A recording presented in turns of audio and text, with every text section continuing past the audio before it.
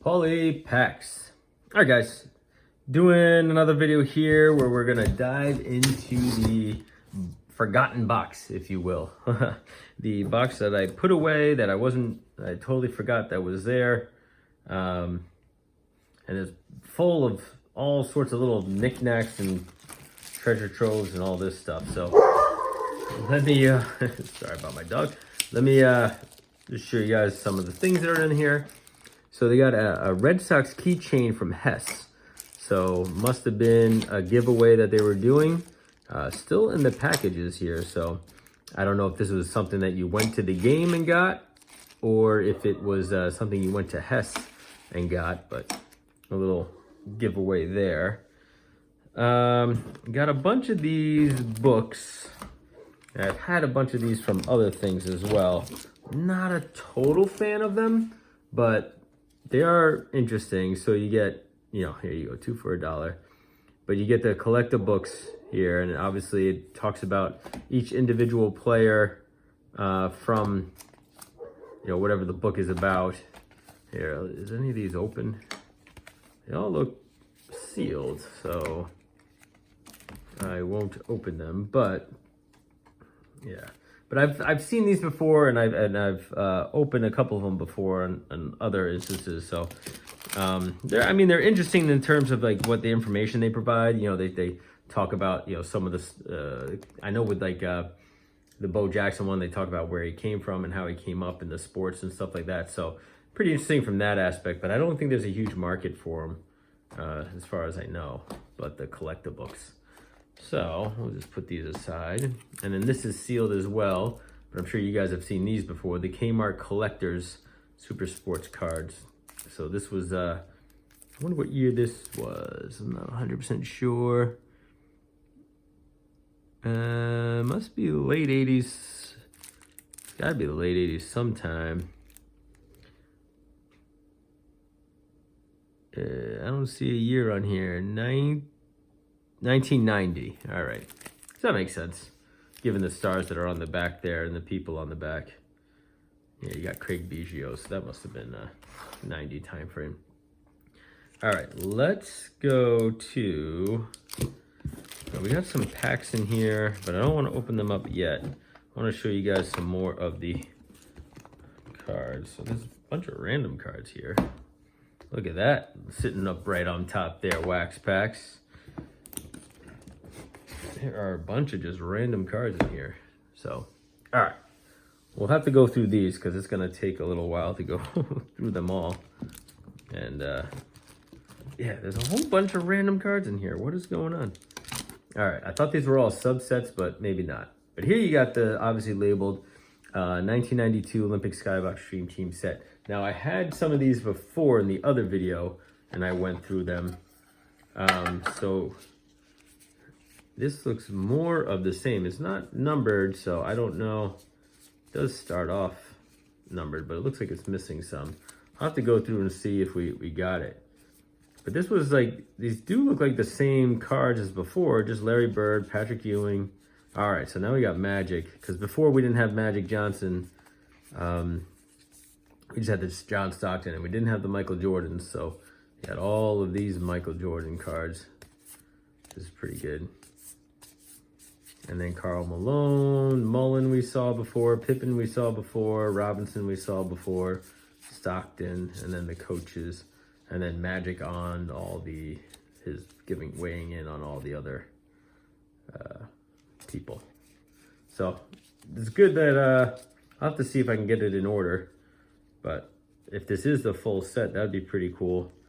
And again, lots of Jordan cards in here, looking like they're in pretty good shape too. So that might be worthwhile. All right, let's look at some of these cards here. So you got Sean Dawson sitting right on the top. Now, I almost wonder, I don't know, it's not. I thought for a second it might be the Tiffany set because the front seemed pretty glossy for a minute there, but I think it's just a standard card. So we'll put that aside for wax. And then you got some of the big cards. What is this, 1990. So the one good thing, the one fun thing, I guess, with the big cards is, you have here, and you always put a little fun fact. You have the cartoon in the back, that, it's always entertaining for the, I remember looking at them a lot as I was younger, but ultimately I'm never really a fan of the big cards because it's like you couldn't really put them. You got Cal Ripken. You couldn't really put them in anything. You couldn't put them in the albums. They were too big for the albums, and then you had to buy special pages for them. John Smoltz. So that must have been his rookie year. Oh, not quite. Yeah, that's right. Second year. But, if you ever got these cards, you got a pack of these or something like that randomly. It wasn't like it's something that you bought all the time. And so trying to find pages and putting them in albums, it's just kind of a pain in the ass. And, you always just end up just sticking them in with the other regular cards, and the tops would get they would always stick out a little bit, and they would all get bent up on the corners and the top. So I was never really a fan of these kind of cards, but Sandy Alomar. So I guess the only card really I'd be interested in if it was in this, it would be the Ken Griffey rookie. I mean, I know it's not 89 per se, but hold on, there's some more. So let me see if Griffey's in here. Lenny Dykstra, Blackman, Sandy Alomar again.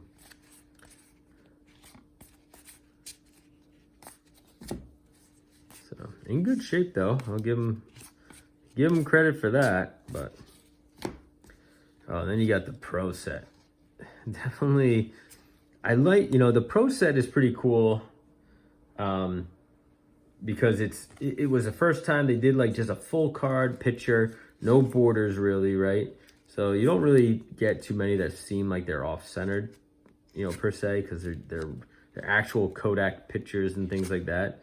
But I mean, this was just another mass-produced set that kind of just didn't really, I guess, hold value so much, right? But I like the pictures, like the concept of the pictures and how they were presented and everything else. It was pretty good for back then, back in the the 90s. But again, another just over mass produced set. I do like this card. Look at this, the Slam Dunk Championship. Yeah, this is where he covered his eyes and slammed it down. But I don't know who made this card, obviously. But D Brown, he was a good dunker back in the day. And then you got the Kellogg's, or the Hostess cards here, and a Ted Williams card, part of his upper deck inserts there. All right, let's go through the rest of these. We talked about these a little bit in the last one, where triple play. This is the second year of the triple play. And did he make the catch? Oh yeah, I guess he did. And this one was I think Leafs attempt to get a subset going, to spark some interest. Again, talking more about facts of certain things, trying to get, I don't know, trying to obviously gain interest in their cards and have kids buy these things. And these were usually pretty cheap too, if I remember correctly, buying them when I was younger. But it's always fun. Yeah, you get the little hot shots, try to figure out who that is. Oh boy. Jeez, I don't know who that is. I don't think I've ever seen that one before.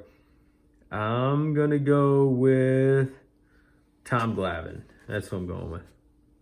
Dale Murphy. Jesus Christ. That was way off. Anyway. All right, then we got some pro cards. Or just one pro card.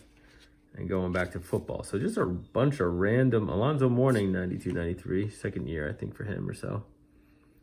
Well, rookie, I guess. First year, but he had his draft pick cards the year before, so. Jeff Malone. How many Malones were on the Jazz? And Mason. All right, we got the mini card with Eric Davis. Real mini card. And I've seen these before. Wild card. I don't know why. Wild card did the 4-sport cards with the obviously the collegiate stuff with basketball and then football and baseball and hockey. But this must have been House new sex charges. Oh my God, you made a card out of that. I can't believe it. JFK conspiracies. Like, these are all Bush on issues. So this must be the decision of 1992, but it's spanning a lot of different years, but a lot of politicians. Surprise card, number 3.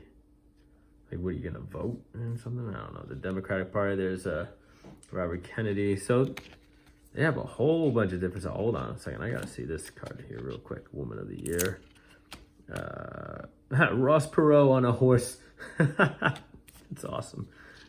But, all right, so this is interesting. So you got the JFK assassination card here. And now I'm not a history buff. I don't know a whole ton of it. But one thing that I do remember, right? And this is Jackie O reaching back, right? People were speculating that she was reaching for, back for the Secret Service person. But the other thing I heard was when he got shot, right? When JFK got shot, part of it hit his skull. I guess he got hit a couple of times, but one hit his skull. There was some, I don't want to say brain matter, I don't want to get too into it, but there was something that came out the back of him right after he got shot, like a piece of him came off, and she was reaching back to get it, right? And going back to get it, thinking maybe in the sheer moment of the hey, if I grab this, whether it was part of his skull or something like that, like, oh, if I grab it, it'll help him out. She's just trying to get it. So that's what I heard. Like, she was just reaching back there to grab it. I'm surprised they have this in a card, though, right? This particular moment in some sort of trading card, because it is a pretty, it is pretty crazy. A crazy moment overall. But, and then you got Arnold Schwarzenegger, and then you go to like Ice-T and rap music. So I don't understand how you cover all of these things in this set, but this certainly is a crazy set here, or a weird set. Possible Perot scenarios, like, I don't even know. Oh, this is nuts. This is a very, very odd set. I didn't even know they made it. I mean, this just goes to show you like how the hobby was just changing so much. That's a nice picture anyway. In the early 90s of them just like issuing cards all over the place. All right. And then here what we got here. We got a lot of Jim Beattie. Oh, here. So let me go through this one here. Trade Upper Deck. What is this? The Upper Deck company will trade you this card for an NBA draft card of the overall #1 pick in the 1992 draft. So you mail that one in, and they would have given you the #1 pick in the 1992 draft. I guess they never wanted that. I don't know who the #1 pick in the 1992 draft was. Was that Shaquille O'Neal? Or was that Alonzo Mourning? It might have been Alonzo Mourning. I'm not 100% sure. Still looking for Ken Griffey here. Nice, Ricky Henderson. Seeing if we have that card.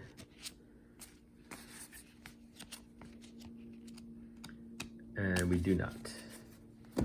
And then this one looks like more Jim Beattie all over the place. Like, I don't know why so many of these, but I guess if you like him, you got a lot of his cards.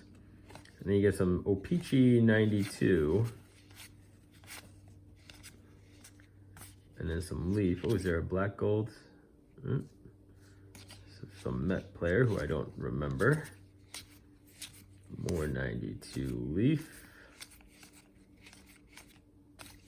Louis Soho. And then going back to Jim, all his cards. So I probably have all his cards now. Too bad I don't really care for him. I don't know why either. Like, give me an 85 card here. Whoop, all right, I'm dropping them all over the place.